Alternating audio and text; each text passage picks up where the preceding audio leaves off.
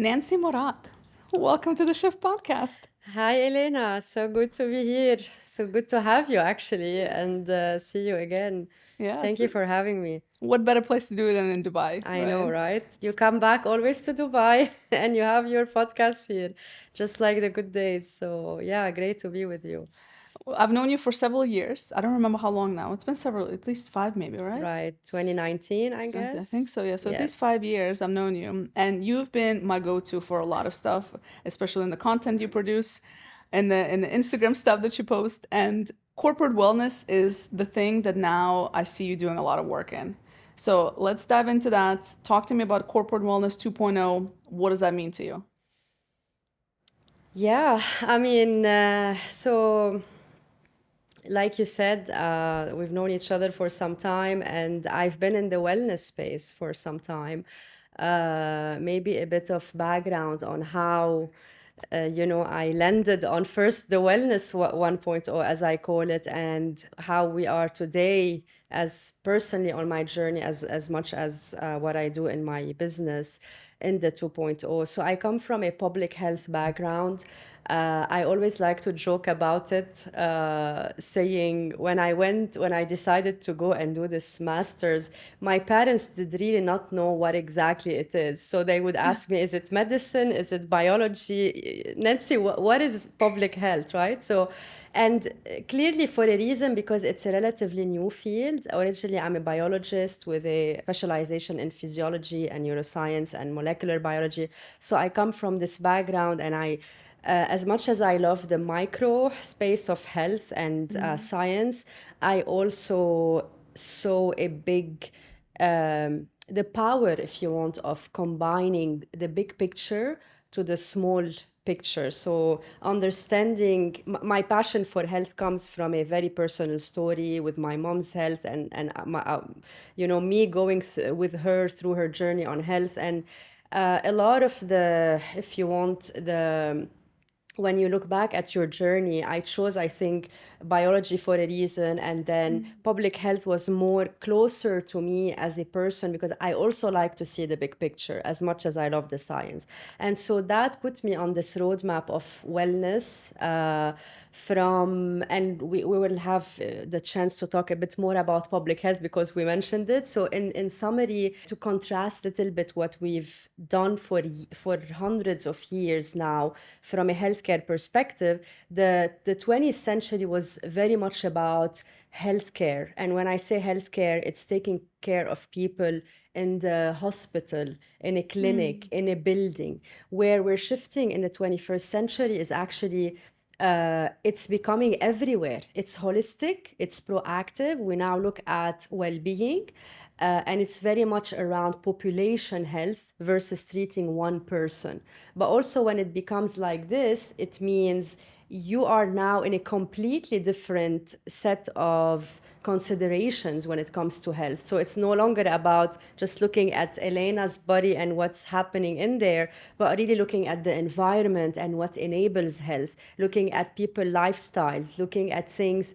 We're moving, right? We're luckily moving because we now have what it takes to deal with a microbe if something happens. We have antibiotics, we have surgeries if you have an appendicitis and you need to be rushed to the. So, except for still few diseases that we can treat, we have almost tackled everything that could put danger to our life. But now the shift has become around not just reversing chronic illnesses, which we're seeing on a rise because of our lifestyle, but also proactively tackling our ability to not get sick. Okay, so this is a bit of background if you want to anchor into the whole space of population health and public health.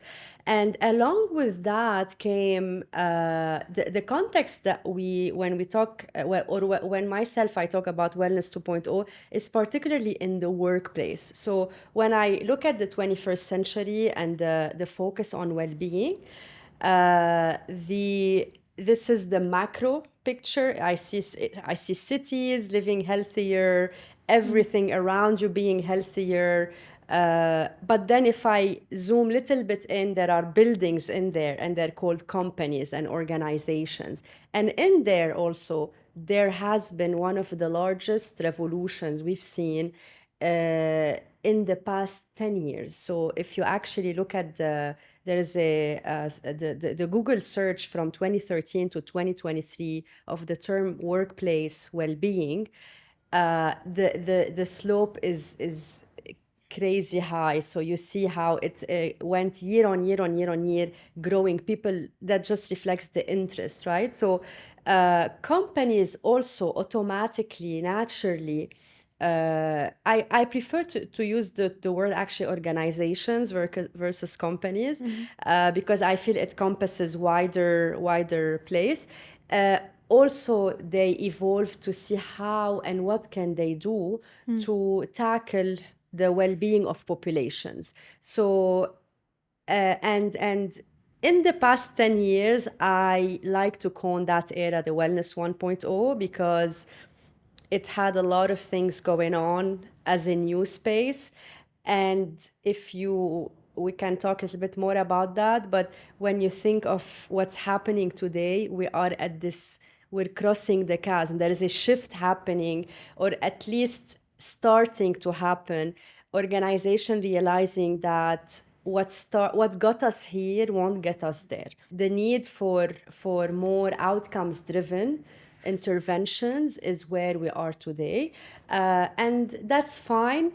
This is part of evolution and innovation. I like to look at it in a positive way, because every new field starts with bubbles and chaos until it realizes it needs to organize itself, and that's where we are today.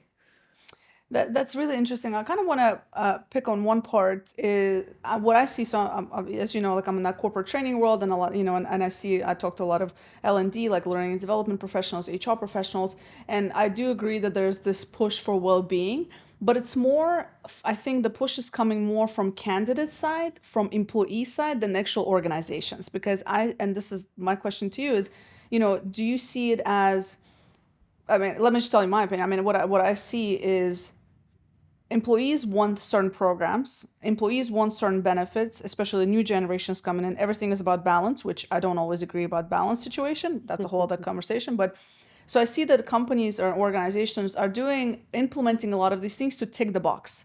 It's not because they actually care about the productivity or the well-being of their employees. I think a lot of it is just to tick the box and not end up in the news as this awful company who doesn't support X, Y, and Z.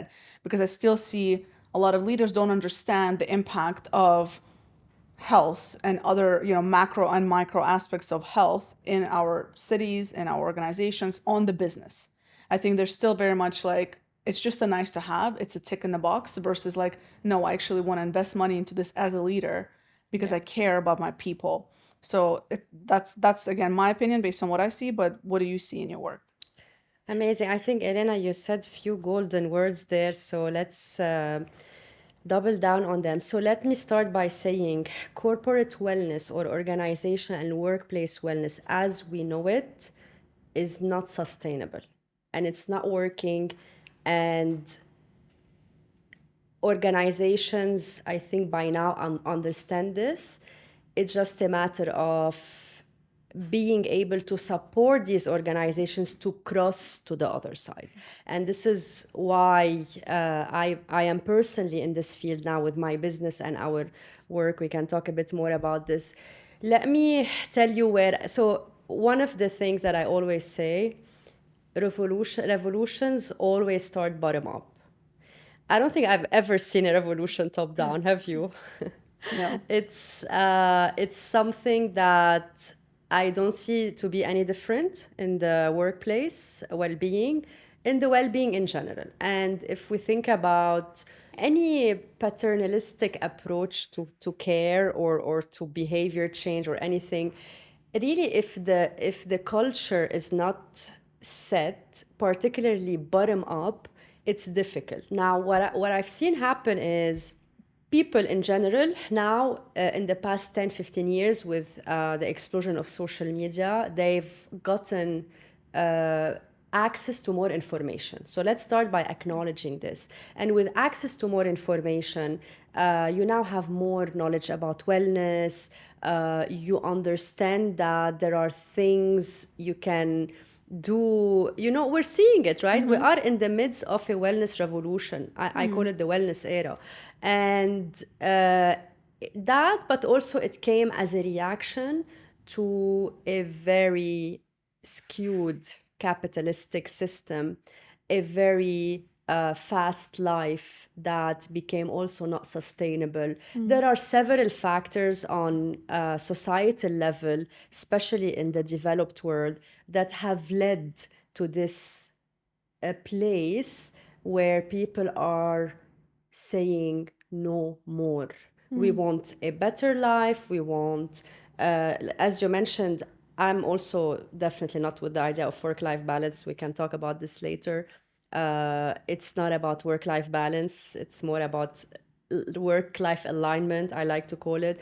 But aside from that, there is this culture bottom up. Now, on the other side, on the flip side with organizations, also because it's important to give them this credit, but also to pinpoint why it's not working. So at least from this region perspective, what I've seen is that when the healthcare coverage, the insurance coverage became something mandatory, automatically this also triggered intuitive discussion around how can we prevent illness so that we reduce the cost of care, right? And obviously there is always the discussion on productivity and whatnot, but because the cost of care is much easier to capture versus measuring productivity, people automatically, organizations and leaders automatically jump to say, you know what, maybe yes, we can leverage actually prevention to reduce save cost, right? So this was, if you ask me, from my observation and analysis, living here for a long time, but also coming from the US, the formation, the speaking with over, I don't know, 300 companies entirely with my career, the combination of, okay, cost saving, a bottom-up revolution and demand, and then a third factor that we also rarely talk about, but it's very highly relevant to the discussion. It's the abundance of solutions that started knocking on the door of companies and saying, so I call it the abundance of providers, like solution providers, that started saying, we can help you, we can do something, let's that. And again, it comes from a societal revolution. I go back to the people saying, we need to do better to improve stress and nutrition and all of this. So collectively, look at how many factors now we're talking about. And then there is the reality on the ground. And the reality on the ground is that population health is one of the most complex, intricate, sophisticated combination of sciences that come into place if you really want to see outcome.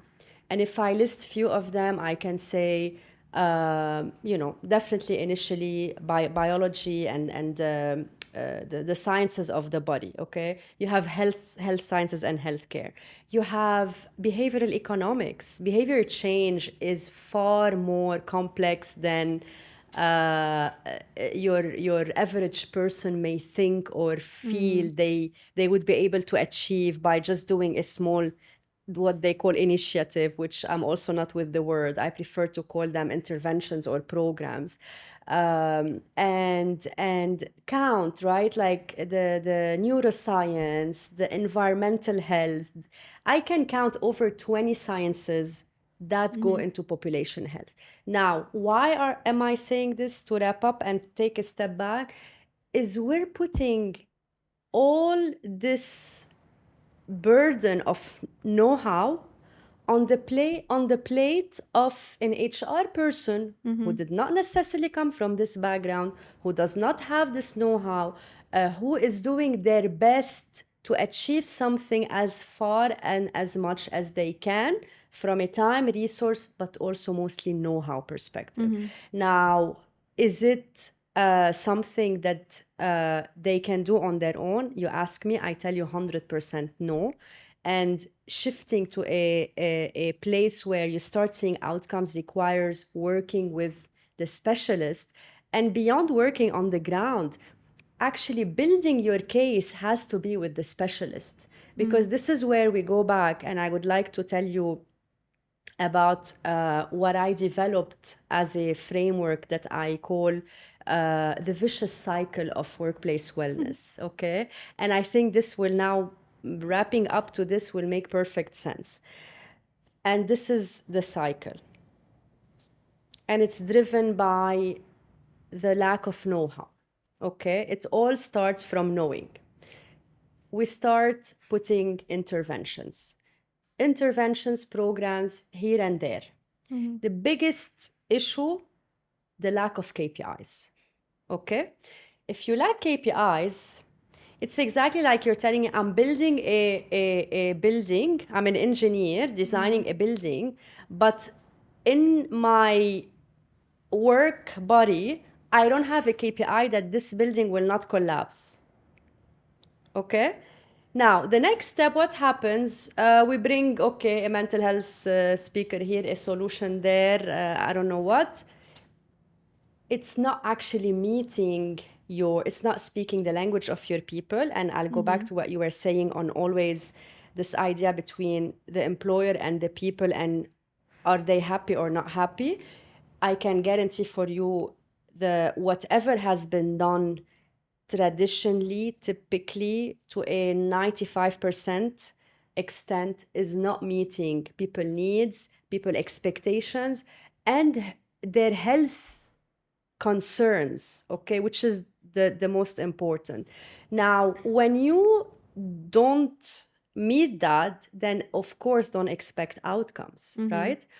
And then when you don't achieve outcomes, this is where I reach the fourth and most important stage of this vicious cycle.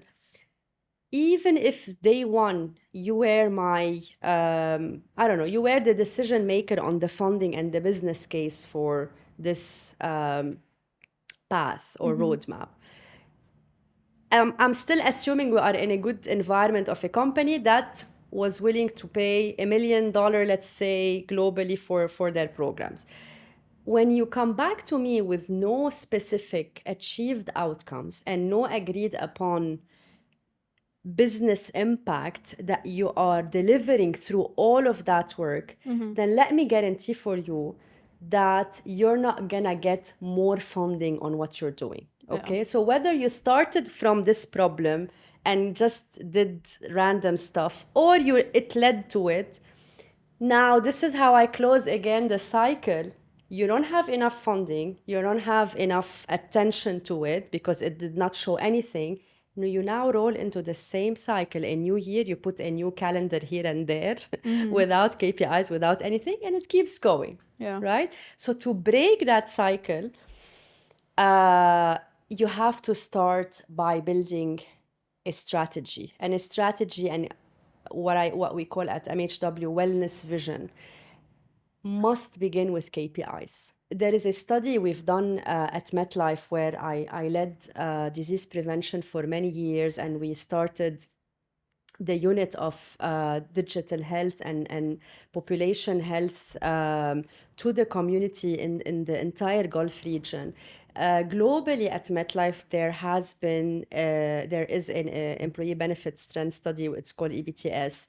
And I have been observing this report that is released yearly in New York. And we used to do the same in the Gulf.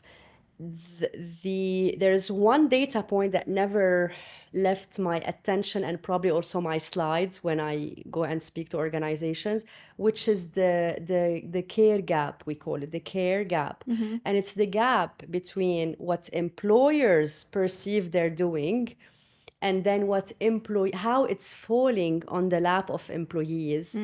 And the good story is year on year, I've seen both say higher. So employers feel they're doing more, employees feel they're getting more, However, the gap between the two, one is saying we feel we are at 84% of our, employers feel like they're 84% of getting there. Employees still saying we feel 60% cared for compared to what they're doing, right? So there's still this gap between what the organization thinks they're doing and what the true need, how it's being met. So is it closing eventually? I do believe so. That's why I'm in the field. That's why I am behind the chaos to organize it with employers, organize it. We also work with solution providers, because it's a whole ecosystem, right? So even if the employer decides they want to follow a strategy, they want to work with a population health expert, if you don't have the right interventions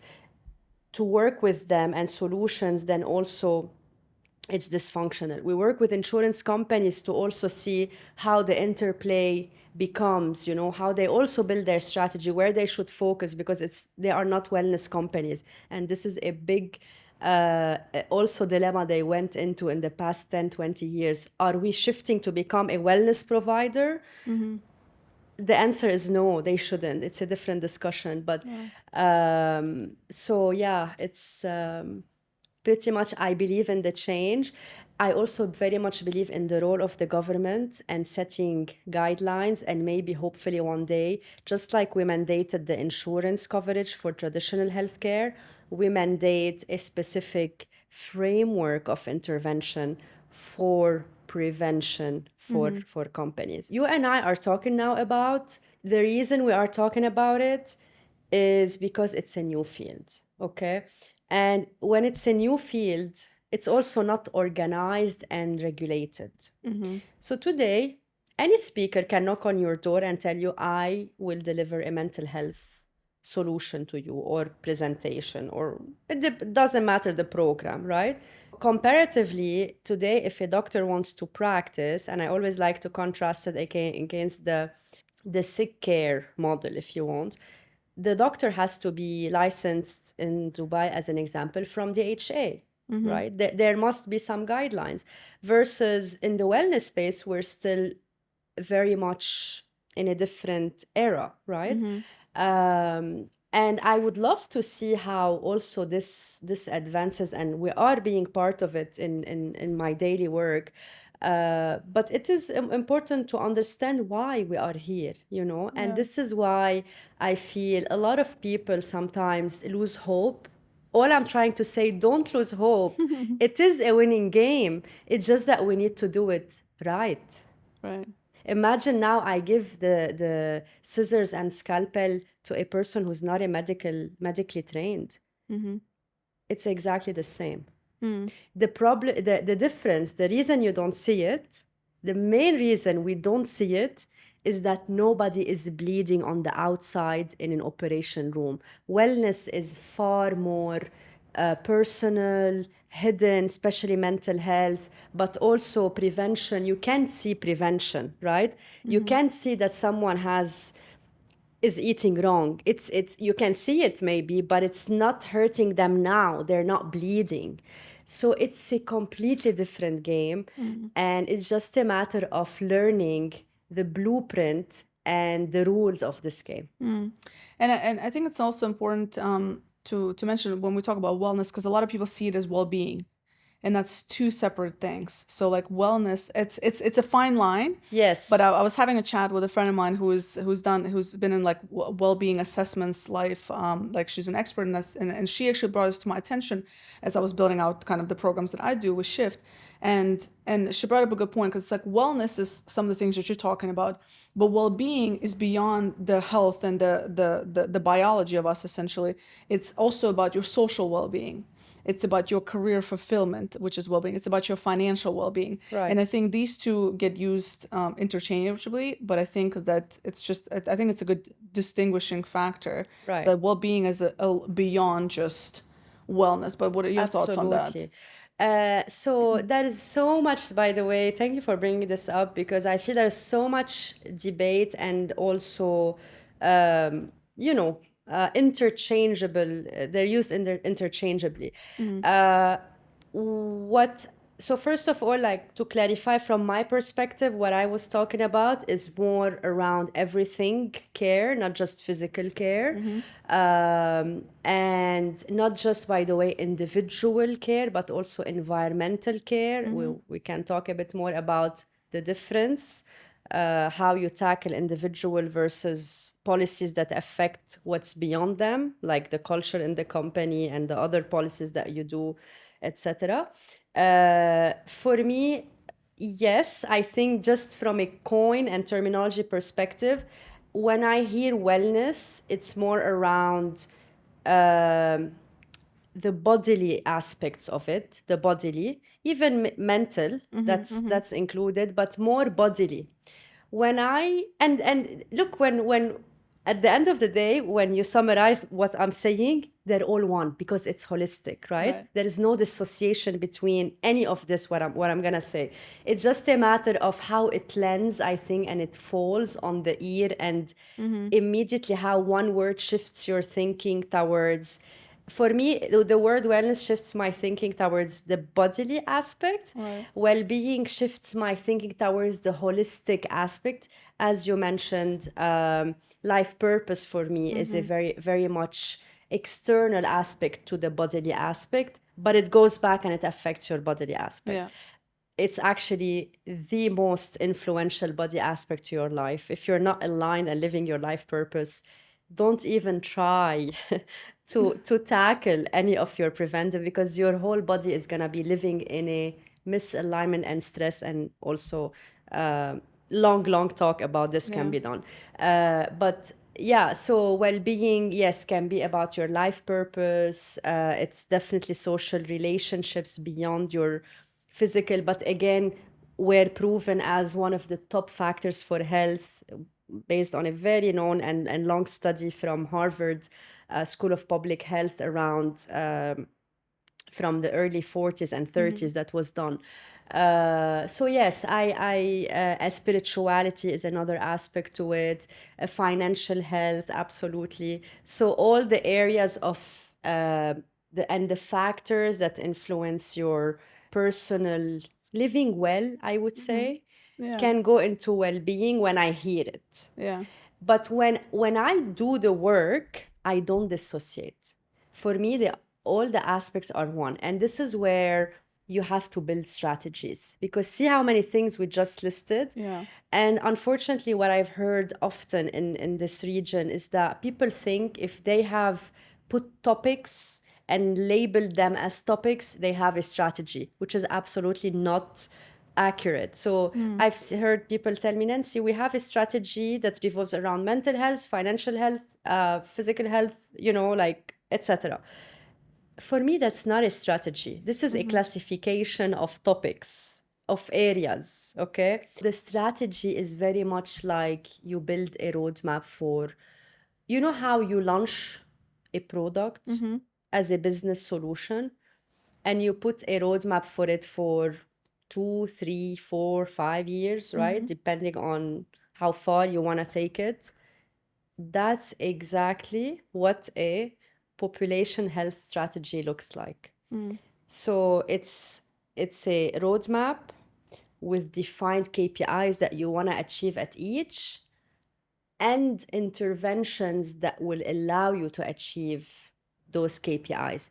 And it doesn't matter what topic it's about. You can choose to build a strategy around one topic, which could be, for example, nutrition.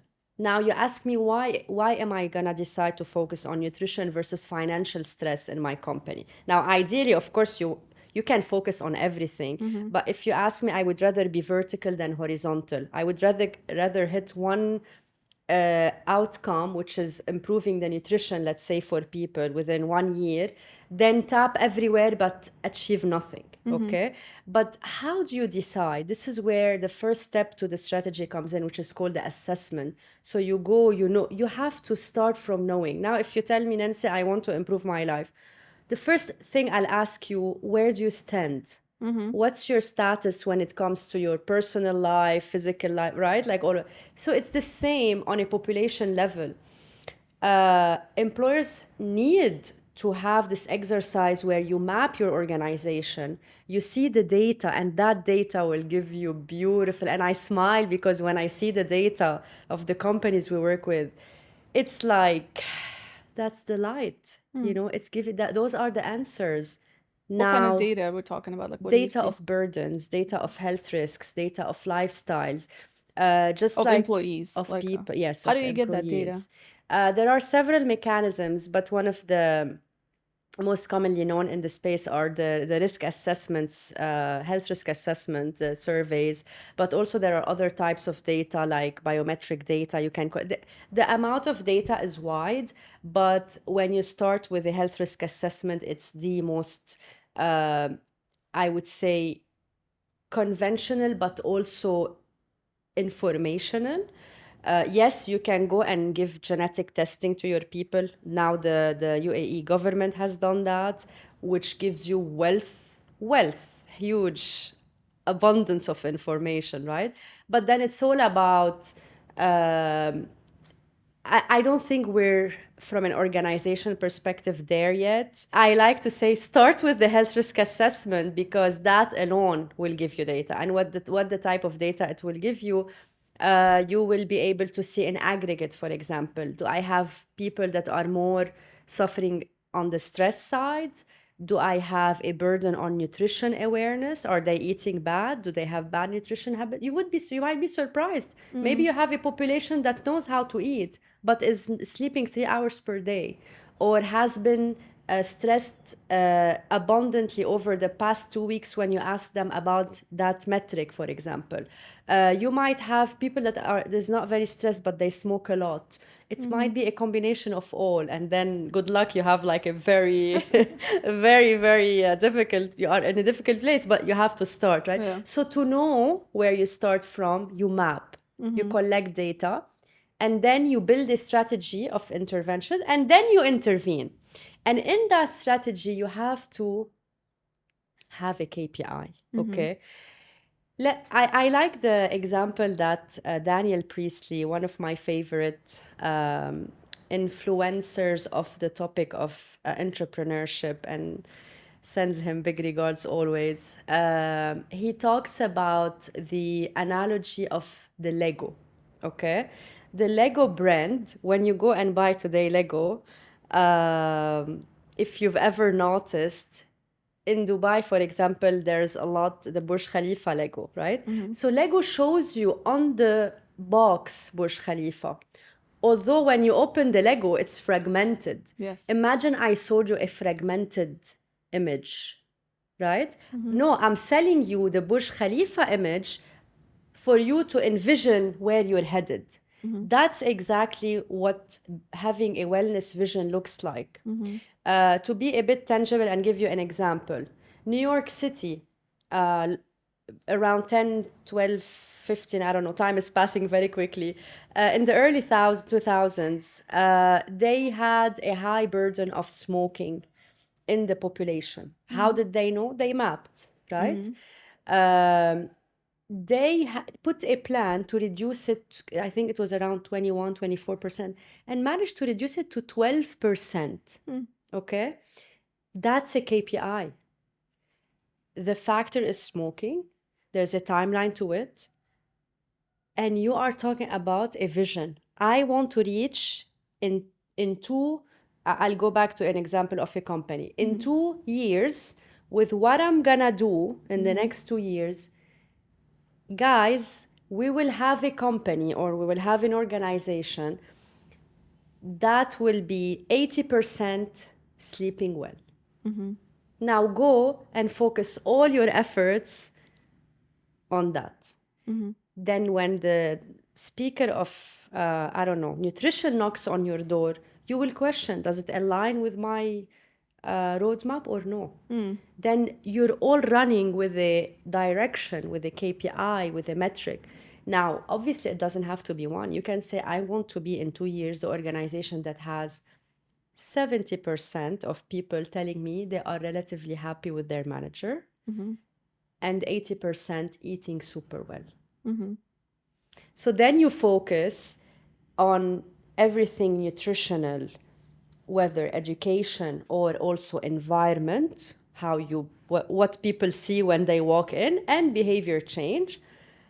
And for the manager, then you start focusing on training people, on management and leadership, but also hiring the right people to begin with, right? So you start. It's simple. It's about seeing it. It's about just seeing it, really. And one analogy I like to give companies when we talk with them, if you really want to create the New York example that I spoke about, you are no different than a public health agency. You know, in the US, there are a lot of public health agencies that do that effort. It's just you're doing it on a private sector. That's it. But you are you now transformed yourself. If you really want to reach outcomes, you have to think like a public health agency. There's a lot there, and I really want to unpack some because I think you brought up some excellent points. So part of it also is like in corporations, right? I love the point you brought up about management and first of all, like just looking at, it's very popular right now to bring in like a person who's going to talk about well-being or wellness. Half of them shouldn't even be giving that talk to begin with, right? So there's, like understanding who you bring on board and what is how is it tied in with KPI, right? Because to your point, when let's say the sleep, you are now expecting your employees to, let's say they give a talk 1 month it's this, another month it's nutrition, one time it's sleep, and et cetera, et cetera. It's too much change for the person, for the people. And we know behavior change, we talked about it a little bit in the beginning. It's impossible for many people. It's not impossible, but it's very, very it's a journey difficult. for sure. Yeah. It is very difficult. It requires a lot of consistency, a lot of environment matters, and so on. So if you're able to focus as a company with one specific KPI, maybe a number, and align everything else, that totally makes sense. My question is also, so companies might want to be doing that, right? So companies might want to be saying, okay, we want to help our people be healthier. But then on the back end, it will impact the overall system, the healthcare system, and in particular the pharmaceutical industry, right? And the pharmaceutical industry is all about treatments versus preventions, right? So it's all about, there's a demand. So they want to keep having the demand. So how do you see when you look at it from the system perspective? In the UAE, I think I'm sure maybe it's different, but in the US, pharmaceutical is that's the business they're in. It's a reactive healthcare, not a preventive. It's not a proactive preventive healthcare system at all. So do you what's your maybe prediction or thoughts around companies want to do this, but then on the back end, the overall system, it's like that needs to be changed as well. Are you ready, Elena, to what I'm gonna tell you? There was an article some time ago, I don't remember where, but it's something that, one of those headlines once you see, you can't unsee. And it said, mental health is political. I'm gonna let that sink a little bit, okay? I'm gonna make it more generic. Health is political. And what I mean by political is there are different agendas at play. When I think of it in the bigger scheme of things, on a, if you want, very macro picture of it's a bit philosophical. It's like the good and bad in us as humans. I feel there are two tribes in this world. People who are there, who have as an inherent agenda to leverage your nature as a human, to sell you things that are not good for you. And then there's another tribe who's trying to do the opposite. Because if you look around you, some of the largest corporations, and I'm not going to go into industries here, but we can double down a little bit on the ecosystem, and the largest corporations in the world and the richest corporations are those that leverage the weakness of the human body and the brain, be it dopamine addiction, be it addiction to sugar, because in the forest, in the jungle, as hunters, gatherers, ancestors, we did not used to have access to that. So when we see sugar, it's a very addictive dopamine circuitry driven behavior for us, right? So understanding a lot of those. Another element is also short-termist. We humans have a lot of short-termist thinking. We want things fast, okay? And that's why they give you this example of people lining up to have this pill, thousands of them, and then on behavior change there is one person. Why? Because it's harder, it's more longer term, it's etc. Although we all know that the only truth is the nature driven truth, not the synthetic truth. So now, can we change that overnight? Can we ever change that? Because it's human nature to want to always leverage the weakness of humanity to drive something. I mean, it's definitely an evolving reality of our world, because every phase we something goes, something new comes up that hurts us. So where I like to look at is, that's why I in the beginning I said revolution comes bottom up. We can, you and I can sit and whine, or I hear people whining to me about the space and health, that the system is rigged, and where my focus is elevating the consciousness of people and driving change bottom up. What did we start seeing when people ask for more wellness? Including some of the most notorious spaces, which is smoking, for example. Now, of course, smoking in all its shapes is not healthy, okay? But even smoking companies are now trying to shift to at least brand things that are more, or maybe do it in a bit less toxic way, right? Now, alcohol is very much seen from the data in Gen Z dropping in consumption of alcohol. That's another area now where you see companies creating non-alcoholic beverages, etc. The mindset and the culture of people that shifts corporation to meet their expectations. So the more we can do on educating on a large scale level, which I'm seeing now is very, very available to you if you want to seek it, because the other also bad information is available if you want to seek it. You have that. And the more voices come up and say, you know what, just like you're saying now, we have a problem. This is, the system is rigged, it's using you. Please be aware. The more people are, or organizations are gonna tweak to leverage this wellness space. Because if wellness has money, why don't you seek the money in wellness, right? And that's what I've seen a city and country like the Dubai and the UAE do. Dubai is now a wild, buzzing wellness first space, whether gyms, whether activities that leverage social connectivity, whether I don't know, products. I mean, of course, every city has also its problem. We work a lot and all of this, but from a business perspective, no, there are booming. I once did a tour around, I had a project of touring 40 gyms in Dubai back in 15 or something, 17.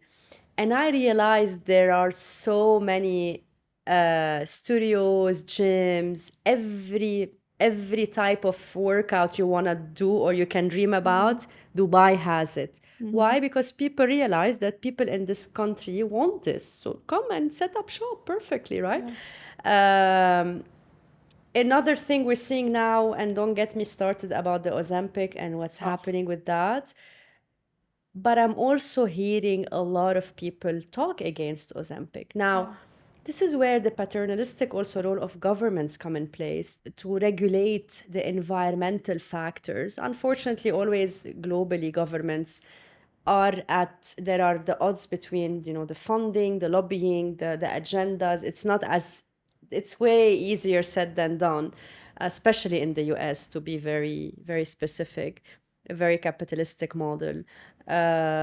So in such a capitalistic model where private corporations have more power than government, you only have the hope to educate people. I really think It's like when your mom tells you don't open the door to the bad guys. It's exactly that, you know? Yeah.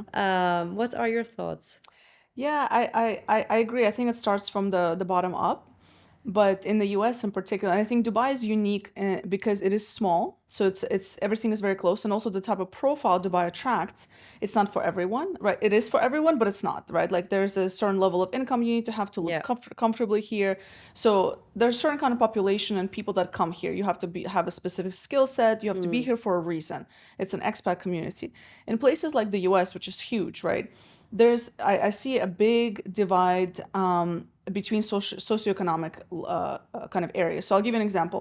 I live right outside Washington D.C. It's a really Northern Virginia. It's a very nice area, etc. I have all access to all the different gyms and the best facilities and the Whole Foods and the farmers markets and all of that. I Yeah. have access to all of that. You go 30 minutes away from that to like Maryland, for example, some areas of Maryland, no shade on Maryland, great state, but there are some pockets, like it is in every state, where it's, all you see is, so it's maybe the neighborhood's a little bit more towards lower class, and all you see is McDonald's and Wendy's and KFC's, and you don't have food, you don't even have Whole Foods, you have like the likes of Food Line, which is, just regular kind of, stores that don't necessarily carry organic stuff. And so as much as like, yes, there is a big push on wellness, and in the US it's every corner now has a Big new time. thing, big Yeah. time, but it's only accessible to certain people. It's not affordable. It's not accessible. And even education, because there's still that. So this is why I believe in education, having conversations like this, and this is a big part of what I'm pushing as well, is like educating the masses around how can you create space for healthy living? How can you create space even if you are at a lower income level? How do you actually take advantage of? How do you educate yourself? But it's much more complex than that, because there's so many aspects to somebody, like for example, again, like if you're coming from a low income family, for example, you're not thinking about wellness. You're thinking about, I need to eat. You're Survival. thinking about survival. It doesn't matter if it's McDonald's, etc. And I've had conversations with a lot of, people that I know and friends that are, and even haven't gone myself through the journey. I've been broke more than once in my life, so I know the struggle. You don't think about that. You don't think about Sure. that. So, and that's why when it goes back to the masses, and then the influence and the social media from from the commercials. I mean, in the US the other day, when you watch Hulu or any other channel, the commercials are just toxic. And the stuff they're promoting is, I think it's like 85% of commercials are pharmaceuticals solutions. So it's like, Yeah. they're not talking about preventions, they're not talking about education. And so, and there's a bigger part of the population is in low socioeconomic status than those that can afford all those things. So I mean, that's just kind of what I see. And I'm curious your thoughts around, like, how do we tackle that? Like, like, where do we start with that? First of all, let's acknowledge that we're not necessarily heading into a very healthy place from equity and equality on health and wellness.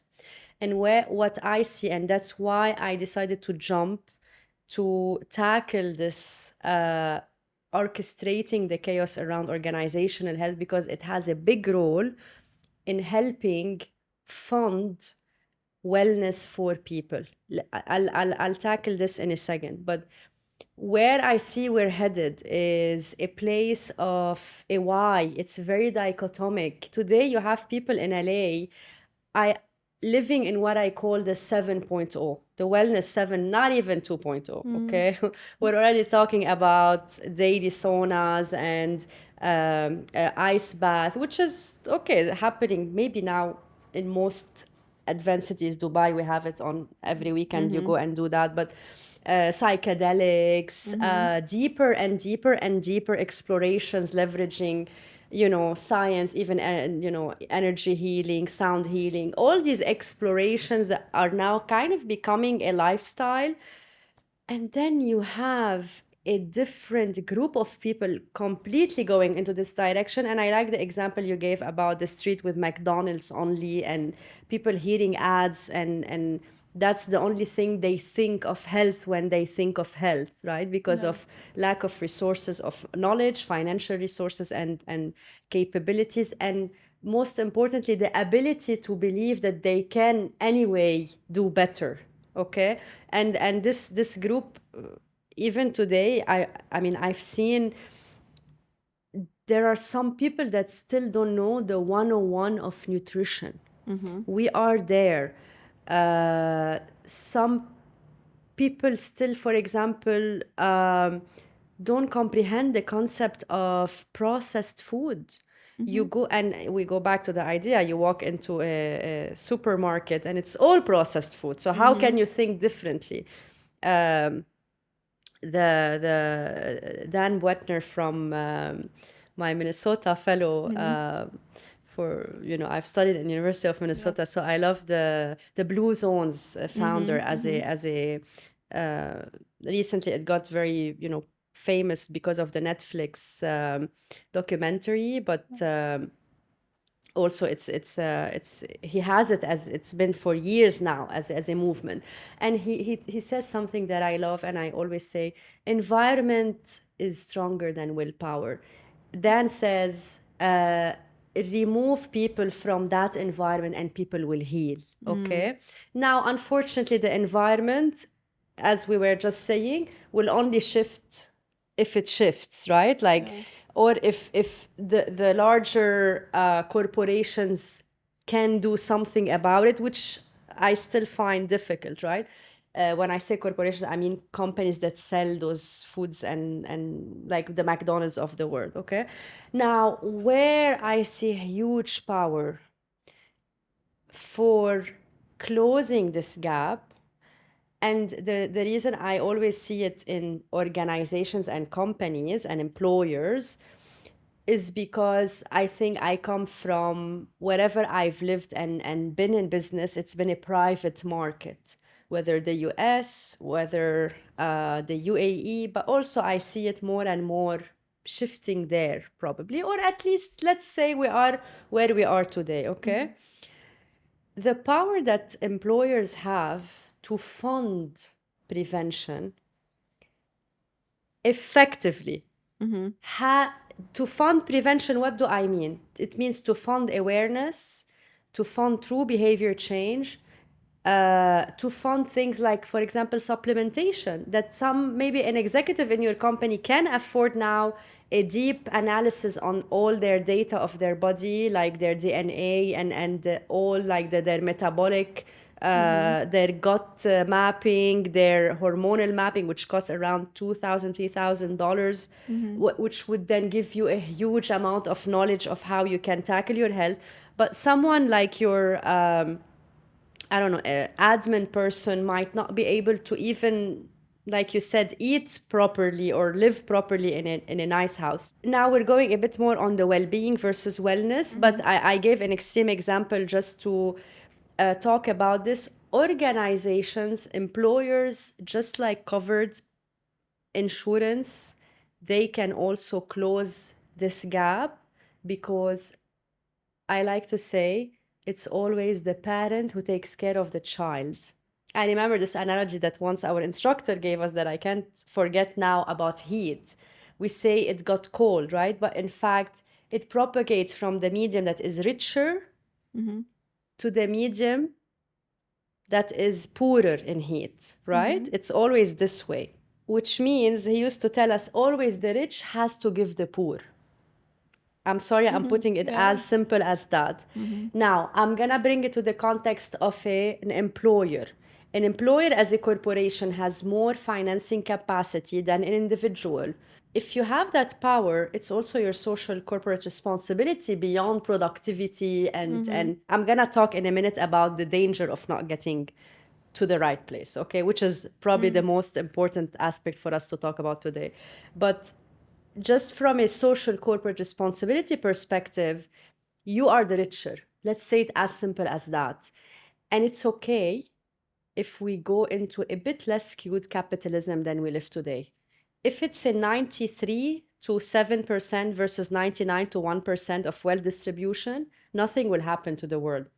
You know, if anything, the world will be better, because the well-being of others is the well-being of yourself. So the power of corporation is huge in closing this gap, from behavior change and learning, from resource procurement, as in, now a lot of companies give discounts to gyms and things like, but that alone not enough if you're not changing the behavior, Yeah. right? But also you have to facilitate the access to prevention. And then you have to do it always in a right environment. So the nudging environment. If I give you the best nutrition program, education change program, if I give you the best discounts on all the healthy food meals and the things you can do, and then you walk into I'm not going to say supermarket or your house, right? Because let's say your house, you fixed it, you got educated. The supermarket, ignore, go where you want to buy the good stuff. And then you go into your office and the first thing you see is a vending machine filled with chocolate. I'm not saying you guys don't eat that chocolate every now and then. Yeah. It's just that you nudge people in the right way. Also, the environment is top factor, okay? So that power is huge. Now, you might be listening to me and saying, Nancy, you're so idealistic and socialistic and whatever. I always like to say I'm not socialistic. I am a capitalistic from an innovation perspective, but I am with my philosophy about capitalism is a relatively less skewed capitalism than the one we live in today. The wealth distribution is too skewed to be sustainable. And there are a lot of people that spoke and wrote books about, I think the concept also is called like capitalism 2.0, basically distributing wealth in a more equitable way. Now, let me tell you, Elena, what I see will happen for companies who don't adopt. It's a question coming in the midst of a huge also revolution we're in front of, which is the future of work. Okay, I'm not gonna touch on the future of work because from an AI perspective, because look, I've been in chats and read books and watched things and talked to the experts about this topic. And if I tell you one thing, nobody knows where we're headed. Nobody knows. There are scenarios, yes. And one of my favorite, by the way, talks that I've seen on this topic is with Mo Gaudat, and I think he was hosted by the Diary of the CEO, Stephen. I recommend this watch. Mo gives three. He summarizes beautifully, okay, between AI escaping us, between AI cooperating with us, between, a few scenarios. One of my favorite is AI escaping us and reaching singularity beyond we even can understand and going to the universe ahead of us. But that's one of the, okay, so I'm not gonna go there. I'm gonna assume an average scenario where we continue existing in the organizations, continue existing in their essence as we know them today for at least the next 5, 10, 20, 30, 40 years. The first big shift, as you call it, that I'm seeing, and you see, of course, is talent loss. Talent loss in the midst of the entrepreneurship revolution, okay? There are few things happening that people expectation to live according to their dreams, according to their agendas, etc. Again, it was a big culture that shifted that. But also today, any person, any top talent that you have in your company today, no matter how small or big you are, it's not like we're not just talking about multinationals. I think of it today when I hire, when I work with people. They can go and build their own company. The barrier to enter today is very, very low, okay? So how are you retaining people against that shift? I can guarantee you will lose people if you don't manage to create an environment that brings what people need to live upon. Now, you tell me, this is where the counter argument comes, Nancy, but let people go be entrepreneurs. Why are you so worried? It's a better life, right? And this is where I also tell you, not everyone is one meant or built to be an entrepreneur. And I've seen it. People go and come back to the entrepreneurship journey is not as easy as people think. So it has its struggles, it has its mental breakdowns, it has its financial disasters that I've seen, and I've personally been also on my journey, and I can tell you it's not easy. So this is where I go back to the role, the social corporate. So if you are an employer, you can still keep people with you and ensure they live the dream life that they dream upon, but with what they want, right? The second shift that is also hitting upon us, I will go back to AI. The only thing, the way I would like to position it is not like, okay, AI will eat us alive and like all that fear mongering, which could be true, by the way. But I'm more thinking of it from a commoditization perspective. So today, if you have a company and you do wellness, and I have a company, let's say, okay, and we both leverage AI somehow, what remains our differentiator? It's the human element, it's the relationship. So if you're not investing in the people in your company, you're just being commoditized to a software that does things that any other company can do. So that's number two. And number three, we touched a bit upon it. It's the longevity and wellness revolution that is happening. And that longevity now, if you take it today, you have a small group of people in your company, and you look at another company, and they are living in a place, or maybe getting access to IV drips every day, and the right, maybe, I don't know, like a lot of augmentation, let's call it, and your team is not, then guess what? We go back to the dichotomic. So you're losing. You're definitely losing. The world is not going to wait for anyone. The world always, the universe is an expansion. You got to advance with it, right? So between entrepreneur and talent drift, between AI commoditization, between wellness revolution, guess where you're left? You only have one way to look forward to, which is to implement effective population health management strategies, fund them, and look for outcomes and keep going. Some of the work that I do is within the recruitment space, and when I talk with candidates, one of the questions I like to ask them is, what are your deal breakers when working with a company? And a lot of the deal breakers are around the things that you're talking about, around wellness, around benefits, around environment, team, and like kind of like, what kind of manager am I going to have? What kind of like, or they're talking about like, I don't want to be in a toxic environment. I don't want to be in an environment where it's the norm to work 16 hours a day all the time, right? What kind, what is where's my value here? Like, what is the career growth I'm going to have? And I think, and so it's definitely, I mean, it's very hard out there, and it's such a transit job market for a lot of people. I mean, now in the US, it's a little bit more of the employer side, but a lot of people are just checking out and say, I'm just gonna go make my own money because the company it's not providing me what I need, and it's actually killing my health because of all these other factors that are influencing my health, like a bad manager, environment, and so on. So I tend to agree on that. And with AI, yeah, I mean, it's exciting yet scary at the same time where we're headed with that. Where can people find you? Because you do keynotes on these kind of things, right? So you produce content, you're writing a book at the moment as well. So where can people follow your work?